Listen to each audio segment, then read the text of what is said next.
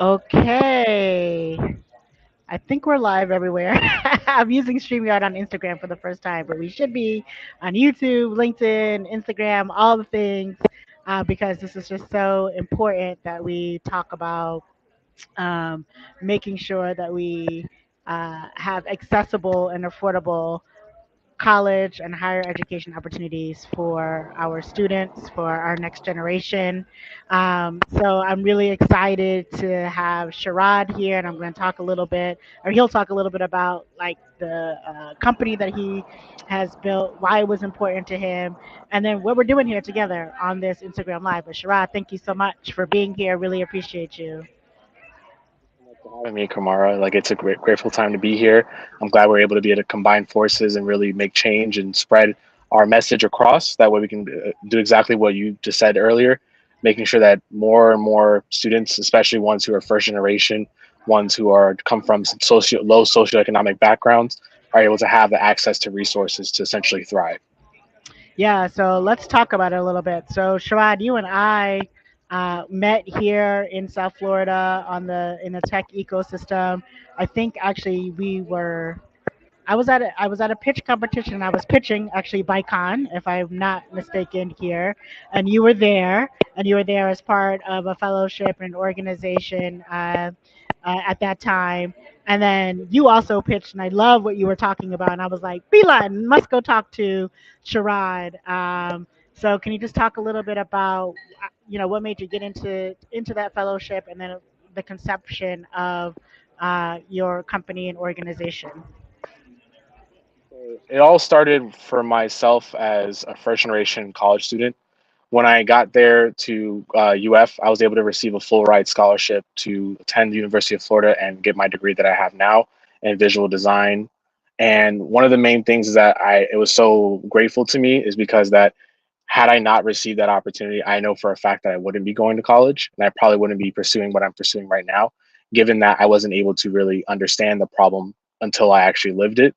And that's essentially was like the very first start, because I realized as talking to other students who were like from the very same background as me, like they had low socioeconomic household, parents didn't go to college, the school they went to wasn't maybe the greatest, but they were still trying to like strive hard and thrive, that way they can be able to go to college and then get their degree. So I realized that even though this opportunity was blessed upon me, that there should be another way to pretty much just extend the reach of what this has provided to me. That way more and more people can benefit from this. So we started with this as a goal to be able to help reach to other students, but we realized we could start with the highest pain point, which was targeting nursing students. As we learned from COVID, like a lot of nursing, like nurses in general, were highly needed during this time, and yet like there are so many people who were overworked, overwhelmed to the point where they exited out of the workforce just due to the high stress environment and the lack of help that was there. So from there, that made a lot. It trickled down to now, like even nursing students with the high demand for the education and the cost of even just attending university and the high cost of even living to attend a university. It all just becomes this overwhelming like bubble that just makes people want to not pursue it anymore. So where we thought we could essentially like help bridge the gap is not only just by helping with the scholarship side, but also giving students the actual tool to essentially thrive in the actual classroom, and then help them be able to have that serve as a very linear path to then get into the jobs that they want, which is why we introduced the company called Navi AI. Navi AI is helping train future nurses using AI technology, that way to help streamline the process and be able to be a free source to students, and having it being backed by hospitals, small care centers, along with universities as well, to ensure that this is a sustainable solution for the long run. I love that. So I definitely want to swing back. And so I'm an alum of New York University, NYU, and many, many moons ago now. I think we're two different generations, you and I, Sharad. But my two of my really good friends, Ron Rapitalo, Taffy Woolward, started the NYU Multicultural Alumni Association, and they I think like around its 10th year of infancy realized like we needed an endowment, and what the endowment was for these sort of micro scholarships or micro grants, because yes, students were getting scholarship, partial and or full ride, but then they didn't have the money to purchase their books. They didn't have the money to purchase their tablets. They didn't have the money to secure their housing. And so that obviously was a hindrance to them being successful at NYU and other colleges. And so they started this endowment. My family and I were instrumental part in helping to build out the endowment. And so when I heard about what you were doing with Navi, I guess almost a year ago now at this point, I was really intrigued about this idea of like, can we think about creating these micro loans, these micro grants or micro scholarships to ensure that our students have success as they're navigating through higher education. And so I would love to hear or talk about, like, based off of what you're seeing on your platform, what are some of those pain points that you're seeing students grappling with? One of the biggest reasons why, especially like targeting the nursing students, was just like the curriculum. There are so many different sites out there that provide so many fragmented services that a lot of the students were giving us feedback as there was being able to search for actual like genuine help was not available.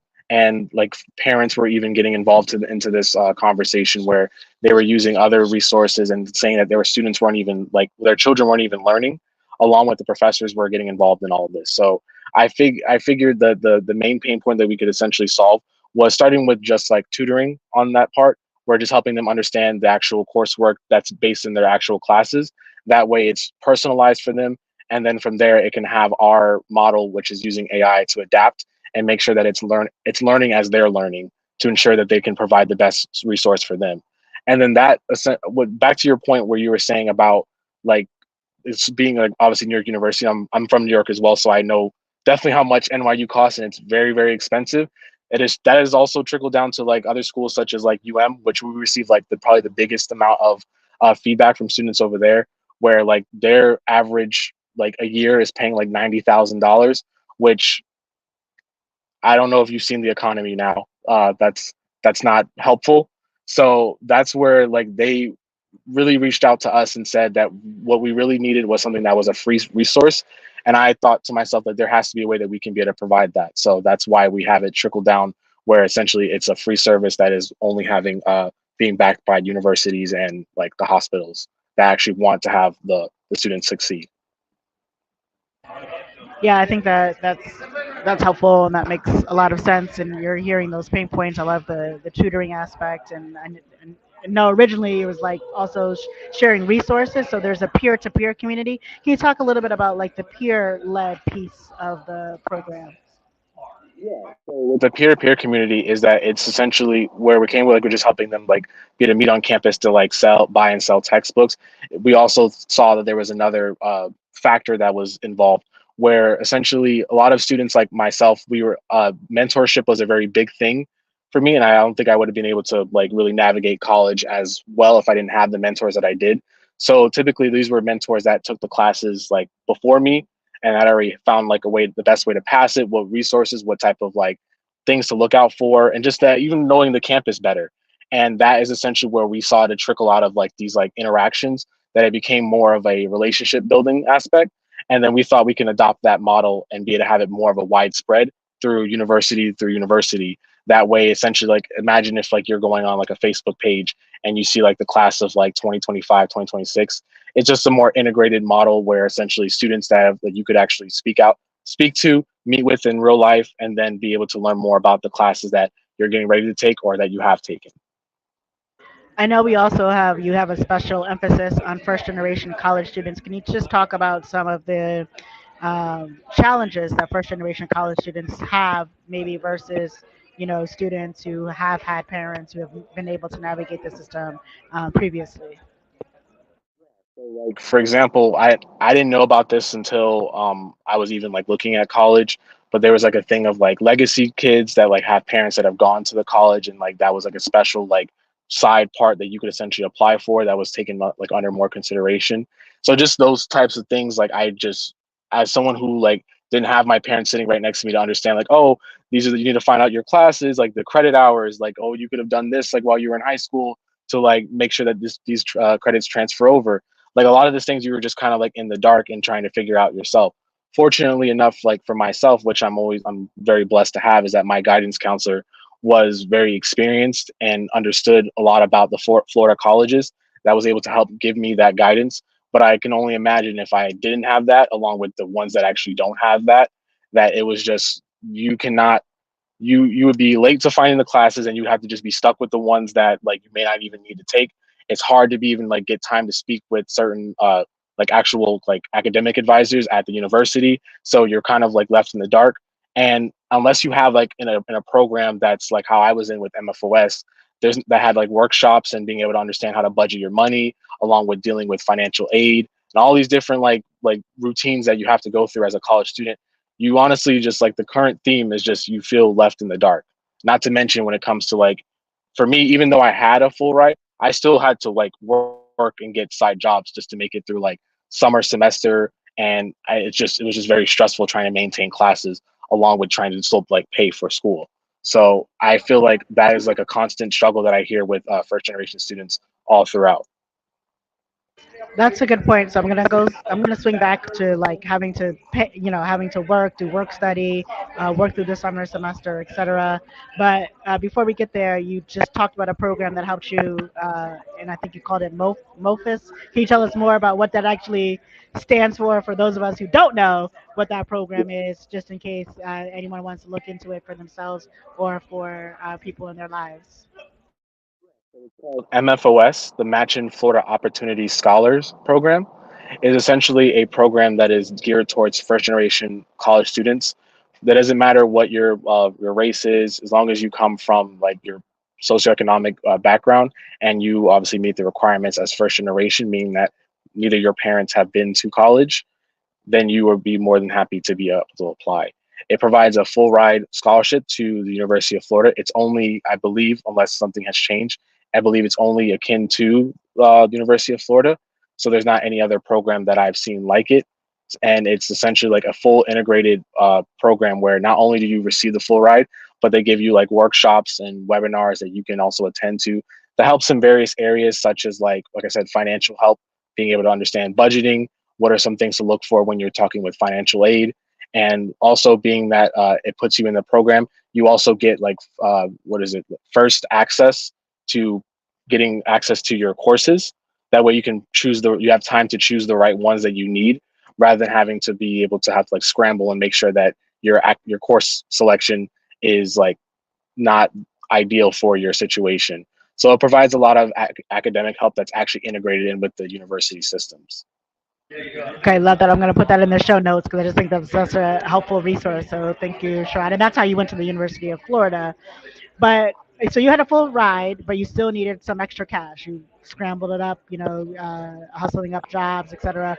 And that's the point of the micro scholarship, is to help alleviate some of those pain points for our first generation college students, even those who have full rides. And this is, I'm going to talk to the people who are thinking, I don't have the money, or don't I need to have, thousands of dollars to donate to a scholarship? No, something as small as 150, 200, $250 can be so life changing in the idea that they can get a book, they can get a tablet that's going to be essential to their success. So you can just talk about like even these small amounts actually really add up in a student's life. Absolutely. Like, so for example, like the average student spends if they obviously look at like used books and resources, they could spend between like 100 to $300 just for like their one semester. And imagining having that just being paid for them would help them like not have to stress, just being able to have that throughout their entire semester. And then even just like for simple things like being able to have their furnish their room, their dorm, like with just a few $100s, maybe they're not. Because I mean, the funny story actually, when I came to visit the University of Florida through the preview staff, I was not told that I had to bring that I was staying overnight, along with I was had to bring like clothes and blankets and everything. So when I moved into my when I went into the dorm to stay for the preview, it was just me and a mattress and my backpack. I had no like blanket, I had no pillows, I had nothing. And my roommate that I was going to be that was also a MFOS student didn't know that either, which goes to show like how first generation students like think when it comes to these situations. We were just laying on bare mattresses for that night, and just like didn't were not was not prepared by any means. So just like those types of things, like honestly, if I had like $150 at that moment, I could have like had my parents drive me to like Walmart and just get me a few things to at least have just for the room so I could have that when I moved in. So those things like really do go a long way. And that's why I don't think that it's something that has to be a big like 10,000, $20,000, but really just like an average of like 150 for each student can help really bring them a long way. Yeah, I love that. And so I'm thinking, I mean, 100 to $300. I know that the economy is, we have inflation, people are struggling, but also honestly, I go hang out with my friends a lot, and we drop not to be funny, but we could drop $100 on a dinner, and if we just decided, hey, why don't we just hang out in the house tonight and then spend that $100 and donate it to Navi. So here's my plug, y'all. Those of you guys who go out, you get your drinks, you're hanging out in Miami or Fort Lauderdale or New York City or wherever you may be, listen, just save those $20. When you get to that 100 on that Friday, please sing that $100. We're going to put the link into the chat so that that $100 can literally totally change the experience, and the ability for a student to succeed and really think about how they're going to be amazing, productive citizens, here in the United States and globally. There's this odd belief, I think, that people don't want to work, and kids don't want to, the young people don't want to be out here, doing anything, and they're complaining and they're wishy-washy and this, that, and the other. But I've had the complete opposite experience, which is true. Everybody wants to do the best that they can for themselves. Almost every parent or guardian or family wants the best for their next generation. So can you just talk a little bit about like some of the stories? So you talked, just broadly about it, but like, are there any sort of like wins or stories or individuals that you can kind of highlight, give us a little, so that we can humanize a little bit of what we're talking about today? Stories for you. One is going to include myself, and then another is one actually I actually heard from last week from a student all the way in Colorado. So the first one is like myself. When it comes to this notion that my generation like doesn't want to work or things like that, um, I don't know if you remember there was a very big during COVID, being that a lot of the universities got started getting shut down and like with everyone having to do social distancing, it became a very hard time, especially like I'm like still in Gainesville trying to pass all my classes. And then on top of that, due to COVID, I never even got a chance to even walk the stadium to even receive my like diploma and actually be able to share that moment with my family. And even when like after it was when they invited me back to come, I was already like moved to South Florida, and it was just not feasible to get all my family to kind of rally up and attend it. So it's just kind of like one of those moments that was kind of like stolen from me, from not from the university, but just because of how like the world is sometimes things like that happen. But I know I did work hard and I achieved to be able to get my degree. And the fact that it wasn't being able to actually live in that moment, that so many students actually dream for that moment to walk on the stage to actually have that like feeling of accomplishment. It like I'll never know what that feels like. The second story is about I had a teacher reach out to me from a high school in Colorado. I believe it was in like Fort Collins. She heard about that we were doing this scholarship program, and she was telling me about a story about a student that has been like working very hard. Like he's been like even like in he's in high school right now, getting ready to graduate, and he didn't tell me his name because he didn't want to like have me obviously talk about. She knew I was doing uh, uh, this live and didn't want me to mention his name, but I told him that if we were able to, I definitely wanted to have some of the proceeds go to him because he needed about like $4,000 to be able to basically pay for his actual classes because his parents are not at any way, shape, or form able to help contribute. And he's been doing everything that he can by himself. He hasn't been blessed with an opportunity to have like be in a program like I was, where they can give you a full ride. He's applied to scholarships like he has, and he hasn't really gotten them. But no matter how much it is, whether it's 150, $300, or even 1,000, I know that it would be very impactful for him, being that he has tried so hard to even get to this point and just only falling short. just because something as simple as not having enough money, which is very devastating for people in that situation. So it wasn't his merit was perfectly fine. He seemed like a very fine young student, and I just couldn't like not mention that today because I know what that feels like. I've been in that position. I didn't even know. I honestly, to be real with you, when I first heard of MFOS, I thought it was honestly like a scam because I didn't know that people just give out like full ride scholarships like that. So I almost didn't apply to it. And it wasn't if it wasn't for my mom that was like, just take a chance, like, and see what happens. I wouldn't have even got it, and I would have just slapped myself like right in the foot if I had got accepted to the University of Florida and then didn't even have like this opportunity that was like right in front of my face. So I just want to make sure that I can transfer this over to other people. Wow, what an impactful story, and also taking a chance on yourself, taking a chance on a program you never heard of, and look at the impact that you're being to have in the world. When I'm listening to this story about this student in Colorado, I'm thinking about accessibility and inclusivity. And people keep asking me, what is the application process to receive this money? And please correct me if I'm wrong, Sharad, but generally speaking, you just have to be a student on the platform and say, raise your hand and say, I have a need. And you just kind of like justify the need. And that's really it. You know, we're not asking for a full length essay, a whole nother application. We're literally just saying, be a part of our community, raise your hand, say you have a need, and then the money will be distributed accordingly. Is that correct? Just let us know what you need and what we can do to help, and we will try to give you as much as we can and make sure that other people are able to receive the same. So along those lines, how do people join Navi? Do they only can they?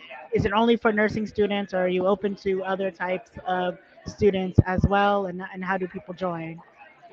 Yeah, use the actual platform right now. It is we are targeting mainly nursing students, but for the actual like for us the scholarship or the micro grants, any student can apply for it.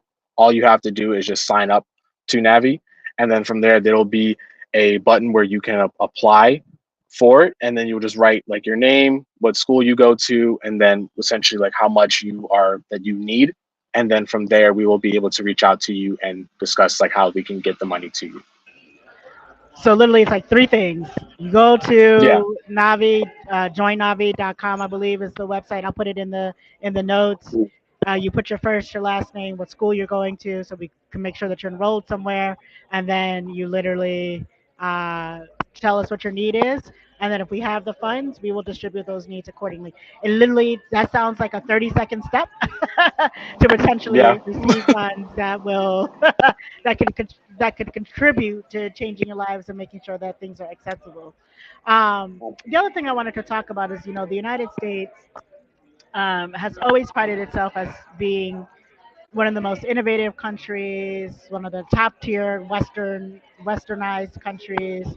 And yet, when I look at statistics around how we treat our citizens and how we think about education, it's really quite lacking, right? I mean, most other westernized countries allow their kids to go to their top institutions, if not for free, for a very, very, very reduced cost. Not these 90,000, six-figure a year type of tuitions that really put you in debt and beholden, really, to be quite frank, for the rest of your life, unless you become a multi-billionaire and you could just go ahead and. So I would like to. This sounds like Navi and what we're doing together with the scholarships is one of our solutions to help combat some of that burden that's put on students. Can you elaborate and talk a little bit more about that? And if you have any research or papers that can elaborate on that, please let us know. So, for example, like for at least for I can speak on the nursing statistics right now, the estimated the dropout rate for currently the nursing students based off of 2023 was around like 20% of the students, and we're expecting to have a shortfall of I believe like half a million nurses that we would need to essentially make sure that we can maintain in the United States. Along with this is a global problem that extends further. Like for example, like in if you didn't know this, for example Costa Rica, I only know this because I was just recently there, And I happened to learn from a lot from the locals that they have they're one of the very fewest.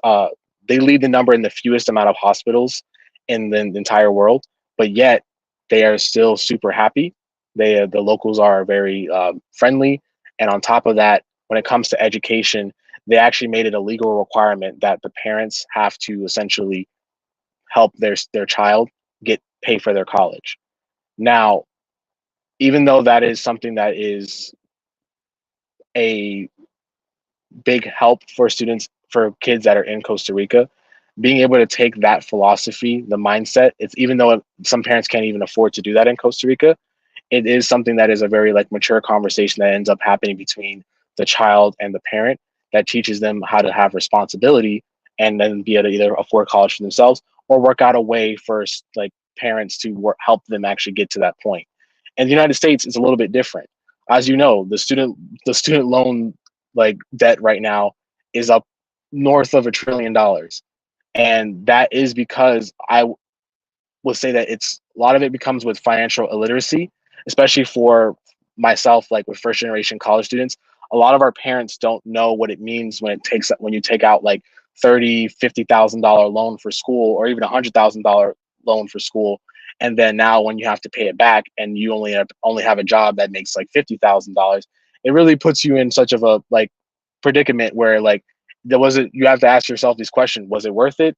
Did I choose the right thing? Or even before you even get your degree, you're asking those questions because you see the bills are rising up, and yet you know you have to pay this back. So one of those things that we're doing to help like combat that is we're really trying to lean in off of like kind of demystifying like the fact that when you are pursuing a degree, that really just trying to focus on getting your degree and maximizing the resources that are already local to you. Because when I was, for example, that student that I was talking about earlier in Colorado, he's not trying to go to a like a Harvard, a Yale, a Princeton, because for him he didn't feel like it's necessary. He wanted to go to a community college first to get his AA, and then take some of his like core classes at maybe more like actual like university. And for him, I was explaining, I was like, that's perfectly fine, because at the end of the day, you're going to save yourself money. The degree is still going to have your what you have a specialization in, and you're still going to get the job that you want to be able to have a job in. I feel like we really need to come to this like kind of consensus of not trying to like really push our children into all these like really top tier universities just for like getting like taking English courses, when honestly a lot of that stuff can be done in high school, a lot of for free. A lot of stuff can be done at the community colleges for very low cost. And I think with Navi, we're helping kind of like demystifying and bridging that information to the parents as well, starting with nursing, so that a lot of parents can see that, oh, you can do all of this right here and we don't have to pay this much when you get to actual like university level. So that's one of the main reasons why like this is, I feel like, is going to be a very tremendous solution for students in the years to come. I love that you brought up the community college, and then, of course, when you're talking about what students can do in high school, which there are lots of cities that have dual enrollment programs. Miami has a really great one. Quite a few of their students. I was just telling people, I'm like, Miami-Dade County Public Schools is the third largest school district in the United States. Behind New York City, behind Los Angeles, and there's this perception that the schools here are really bad, but actually, especially from a STEM perspective, we have some of the top schools in the country that are always winning distinguished awards. The students are winning national competition. There's actually quite a bit, and as you know, there's quite a bit of tech and amazing talent right here, homegrown in Miami. And Miami-Dade College is doing, I think, an excellent job of being a great conduit between like what the stellar community college look, feel, and sound like. And you also are seeing that out in the CUNY systems of New York, the SUNY systems of New York, as well as the state schools out in California, where things become a lot less expensive because you're staying there. And as someone who I've hired many people, a hiring manager, do you know how often I look at where you went to school? Zero. I just care that you have a degree. If I even care about that, I mean, it sort of depends on what the what the role is and the job is. I mean, can you do the job? And yes, maybe schooling tells me that, or maybe an apprenticeship tells me that, maybe your lived experiences tell me those things. And so I love the fact that you keep saying about like the community college, because I was a high school English teacher, and I would tell my students a lot like, I know you want to go to these prestigious schools. I went to prestigious schools. I understand the allure of that, and I understand why we think those ways.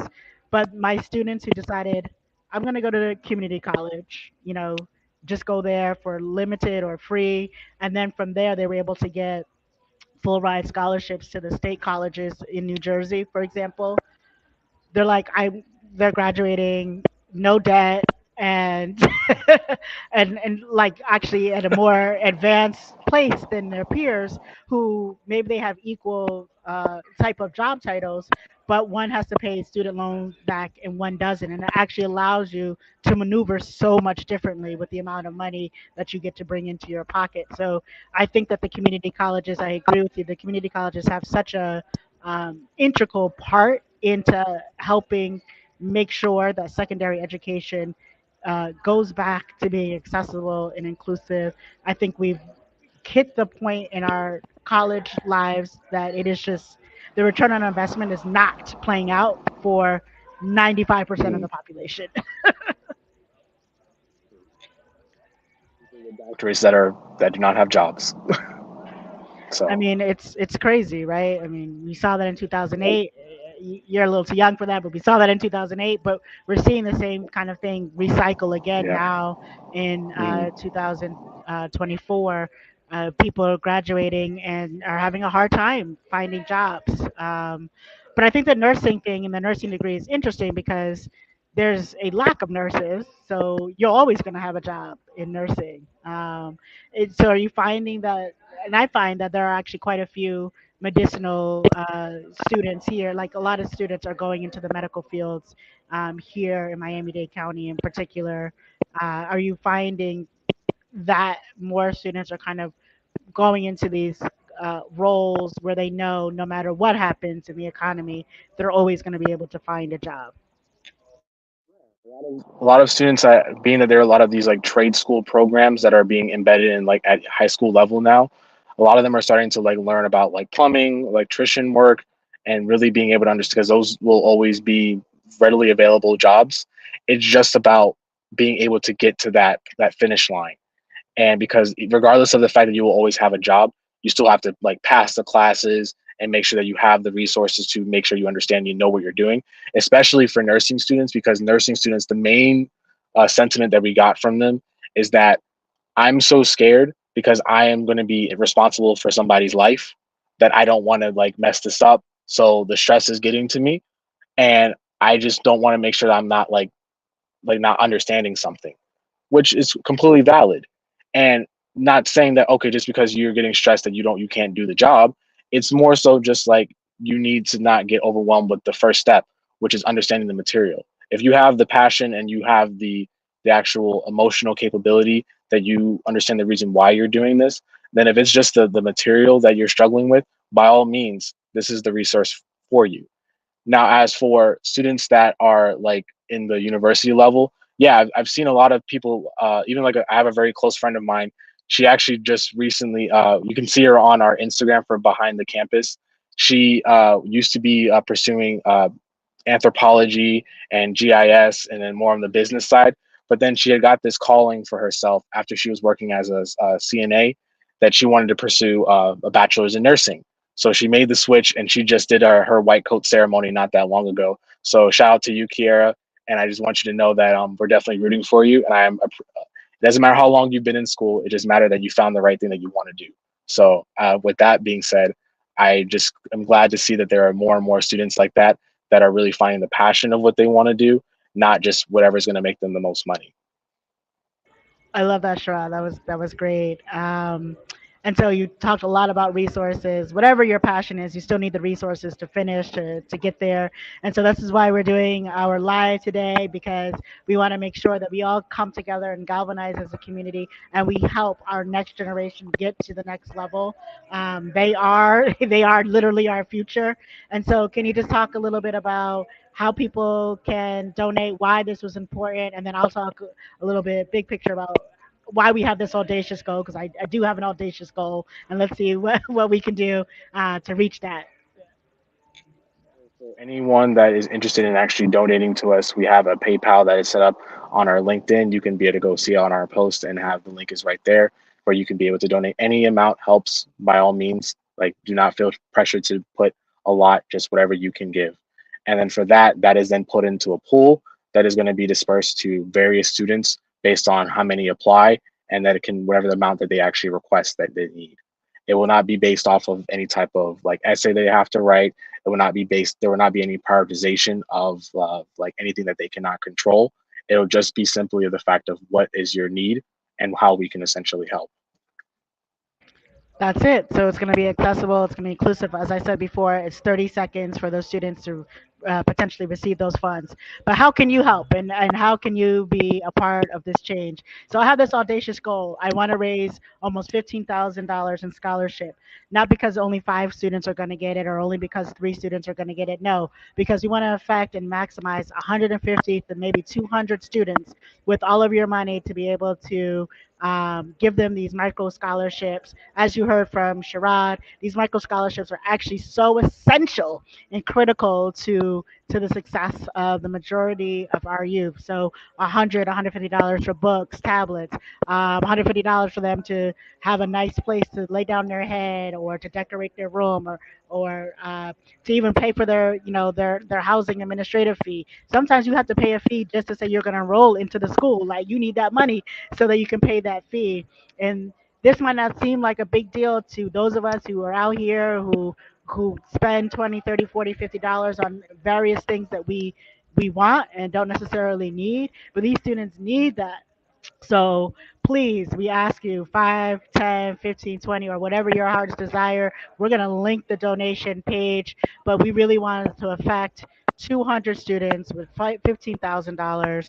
And then we want to keep doing this year over year over year over year and really make sure that we uh, are expanding the pool and the resources for our next generation.